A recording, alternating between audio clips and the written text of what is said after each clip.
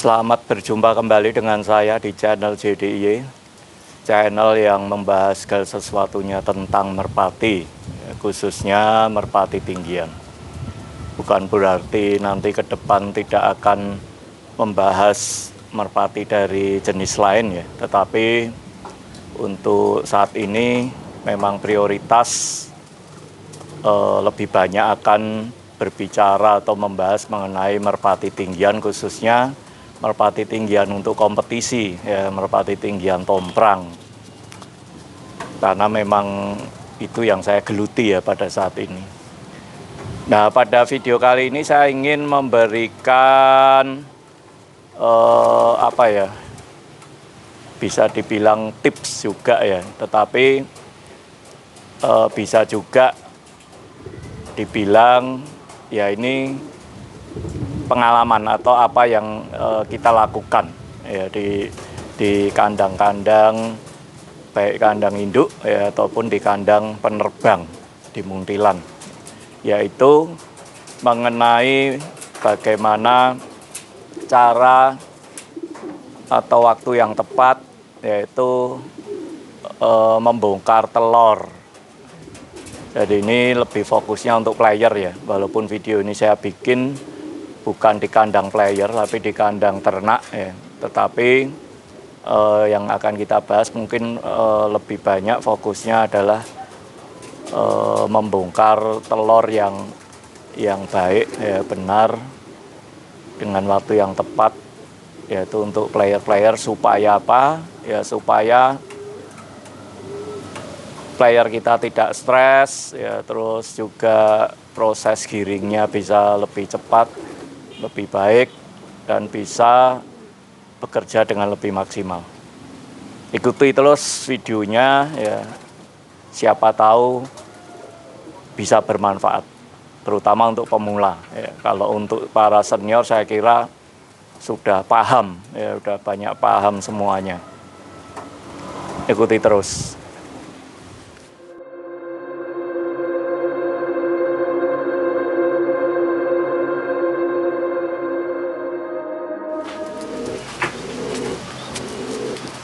Saya kira kita udah paham semua ya bahwa siklus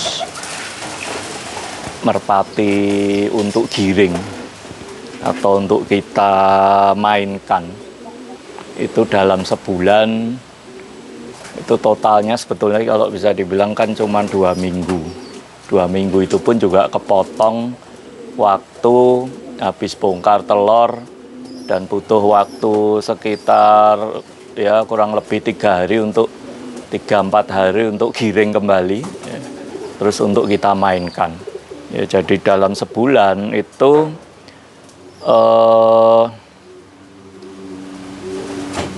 total 2 minggu angkrem, terus 2 minggu proses setelah bongkar telur giring kita mainkan. Gampangnya begini, jadi kalau ini kita bicara merpati yang sudah angkrem ya, udah angkrem itu misalkan kita bongkar telurnya di hari Sabtu ya, atau Minggu sore malam, itu kalau merpati itu dalam kondisi yang normal ya, terus juga secara karakter memang dia tidak bermasalah, itu seharusnya di hari Rabu ya, lambat-lambatnya hari Kamis itu harusnya sudah giring bagus ya, dan sudah bisa untuk dimainkan. Nah, begitu Rabu terbang, Rabu atau Kamis terbang, ya, kita mainkan.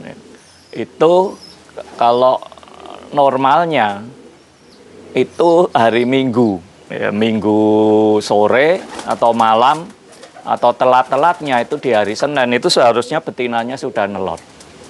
Jadi betinanya nelor, proses angkrem kembali, bongkar kembali nanti di hari Sabtu atau Minggu, terus hari Rabu atau Kamis giring lagi, Minggunya atau Seninnya paling lambat itu nelor lagi, angkrem lagi ya. Nah, prosesnya itu seperti itu ya. Akan berulang terus seperti itu. Nah, di video kali ini saya ingin lebih fokus ke proses bongkarnya ya, proses bongkarnya yang menurut saya yang benar itu seperti apa. Walaupun sebetulnya masalah proses bongkar ini tidak terlalu berdampak secara signifikan ya terhadap merpatinya, karena memang setiap merpati kan memiliki karakter yang berbeda-beda. Tetapi di sini saya menyampaikan perilaku yang benar, ya, terlepas dari bagaimana karakter merpatinya, ya, tetapi perilaku kita, ya, perlakuan kita terhadap merpati itu kalau melakukan dengan cara yang benar itu kan aman. Mau dengan merpati karakter apapun, ya karena kita sudah melakukan dengan benar, seharusnya itu akan bisa berdampak baik, ya, berdampak positif terhadap merpati kita. Oke, ikuti terus ya. Yang pertama kita harus tentukan dulu kita mau naruh hari efektif bongkaran itu di hari apa. Jadi yang saya maksud hari efektif ini adalah di mana si jantan itu mulai paham bahwa dia sudah selesai waktunya untuk angkrem. Jadi dia sudah sadar bahwa sudah nggak ada telurnya, dan dia sudah meninggalkan proses angkrem dan dia mulai untuk melanjutkan proses kawin lagi, ya, kawin lagi terus giring. Nah, kalau kita misalkan kita mau tentukan waktu efektif, ya, bongkar, di mana si jantan itu paham bahwa memang sudah waktunya berhenti untuk angkrem, misalkan di hari Minggu. Itu berarti kita harus bongkarnya itu di hari Sabtu. Ya, jadi Sabtu malam itu kita ambil telurnya, ya, jadi cukup telurnya saja, jangan sama sarangnya. Jadi pada saat betina itu posisi masih mengeram, itu kita ambil telurnya, udah kita buang, ya, atau kita simpan, diamkan saja. Nah, nanti pada saat pagi hari itu tinggal dibuka aja kuponnya. Jadi sebetulnya tidak perlu langsung kita ambil keduanya, entah itu betina atau jantan, kita ambil semua terus kita bongkar semua sarangnya, kita mandiin, itu terlalu cepat. Ya, jadi itu bisa membuat burung stres. Ya, mungkin sekali, 2 kali, 3 kali mungkin tidak bermasalah. Tapi kalau dilakukan terus-menerus nanti akan berpengaruh di giringan yang semakin tidak bagus. Terus nelornya terlambat dan sebagainya. Jadi pada saat Sabtu malam itu telur kita ambil, itu kita diamkan saja paginya. Kalau memang sudah pomah semua, ya sudah pomah semua, tinggal kita buka pintu kuponnya. Itu secara naluri, ya, di pagi hari itu biasanya merpati pasti akan keluar, dia akan buang kotoran, ya, buang kotoran. Nah, pada saat itu pasti betinanya nanti yang akan kembali lagi ke kupon untuk mulai mengeram, ya. Tetapi karena dia melihat tidak ada telur, itu biasanya dia akan terus mulai meninggalkan kupon. Nah, nanti pada saat kira-kira di jam 10, ya tiap merpati mungkin beda-beda ya, tapi kurang lebih antara di jam plus minus di jam 10 itu biasanya giliran si jantan yang akan mengeram. Nah, pada saat itu jantan pasti akan masuk ke kupon dan dia mulai sadar, loh, telurnya sudah nggak ada. Nah, dia biasanya terus mulai meninggalkan kupon dan dia mulai tidak mengeram. Nah, kalau sudah seperti itu baru nanti sorenya, ya, atau siangnya mulai kita ambil sarangnya. Kita bersihin kuponnya, dan besok paginya, ya, jadi besok paginya itu baru kita mandikan. Ya, di merpati itu pagi kita keluarin, begitu sudah ada panas matahari, kita mandikan sampai basah kuyup. Ya. Jadi jantan dan betina kita mandikan, terus kita taruh di sangkar jemur terpisah. Ya. Jadi jangan kita liarkan. Ya. Jadi kita benar-benar kita taruh di sangkar jemur terpisah, supaya apa? Tujuannya adalah supaya jantan dan betina itu fokus kembali untuk mulai melakukan produksi telur ya, atau gampangnya mulai fokus untuk kawin-kawin lagi. Nah, dengan cara itu kita lakukan kira-kira 2 hari ya. Jadi misalkan Sabtu malam bongkar telur, jadi paling tidak Senin itu sudah kita mandikan, atau minggunya sebetulnya juga bisa. Ya, minggunya makanya kita lihat perilaku merpati ya, karena setiap masing-masing merpati kan mungkin bisa memiliki perilaku yang berbeda, yang bisa kita lakukan berbeda pula gitu, kita sesuaikan ya. Tetapi minimal ya itu tadi, Sabtu bongkar, malam ya, Minggu itu jantannya sudah mulai sadar bahwa tidak ada telur dan dia sudah mulai meninggalkan gupon untuk mengeram. Kita bersihkan guponnya, paling tidak Senin pagi itu sudah kita mandikan dan fokus ya, kita taruh di sangkar jemur. Nah, Senin, Selasa itu kita lakukan hal yang sama. Senin, Selasa, terus jangan sampai kelupaan ya, tiap sore ya, tiap sore atau malam setelah makan, setelah kita beri makan, itu juga kita harus berikan kesempatan merpati yang barusan kita bongkar itu untuk kawin. Ya, kalau bisa sebanyak mungkin ya, tapi minimal 2 kali. Ya, 2 kali kawin di sore hari atau malam hari.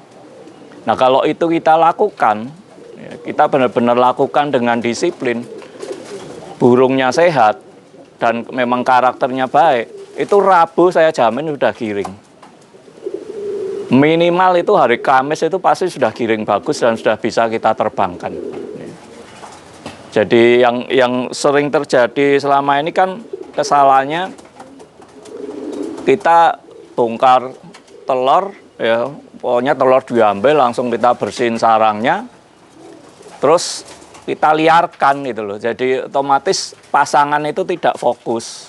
Ya, dia betinanya entah kemana, jantannya entah kemana. Nah, itu kita membuang waktu sehari.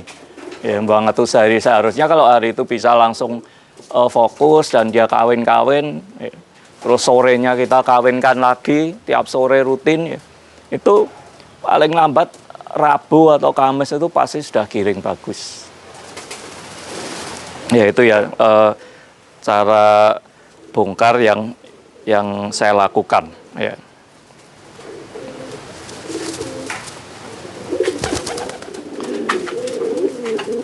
Jadi tadi sudah saya jelaskan ya siklus bagaimana bongkaran dari kapan bongkar ya, kapan merpati kita fokus untuk kawinkan, dan kapan merpati itu normalnya akan mulai giring atau templek. Giring atau templek ini adalah proses di mana si jantan ini akan selalu mengejar betinanya. Dia tidak mau jauh ya dari betinanya, yang disebut giring. Dan itu adalah proses alami yang dialami oleh merpati, dan semua jenis merpati itu sebetulnya sama. Ya. Mereka akan mengalami proses yang sama, yaitu di mana pada saat betina itu mulai berproses ya untuk menghasilkan telur, itu si jantan akan giring. Yang membedakan itu hanya merpati itu terlatih atau tidak. Bahkan merpati pos, merpati hias pun juga dia akan mengalami proses yang sama. Cuman bedanya kan kalau merpati pos kan tidak terlatih untuk giring, untuk diklepek ya. Kalau kita merpati tinggian atau merpati balap, memang kita permainannya berbeda ya, di pejantan itu akan terlatih. Nah, jadi kuncinya sebetulnya untuk merpati itu bisa giring bagus, giring stabil, itu adalah yang pertama adalah tentunya merpati itu harus dalam kondisi yang sehat. Terus yang kedua, itu yang paling terpenting adalah harus cukup kawin. Jadi tiap sore itu mutlak wajib, sore atau malam ya, itu mutlak wajib merpati itu harus kita kawinkan. Jadi ya minimal 2 kali ya, terutama mungkin kalau yang memiliki kandang gupon terlalu kecil. Mungkin kalau guponnya cukup luas ya, mungkin walaupun kita tidak secara khusus ya mengawinkan, mungkin di dalam gupon merpati itu sudah bisa kawin. Nah, pada saat betina itu mulai proses ya memproduksi telur, nah itu secara normal merpati itu akan mulai giring, dan nanti mendekati betina itu akan bertelur itu biasanya mulai di hari Jumat ya, Jumat, Sabtu, Minggu, itu biasanya giringnya keras ya, giringnya sangat keras.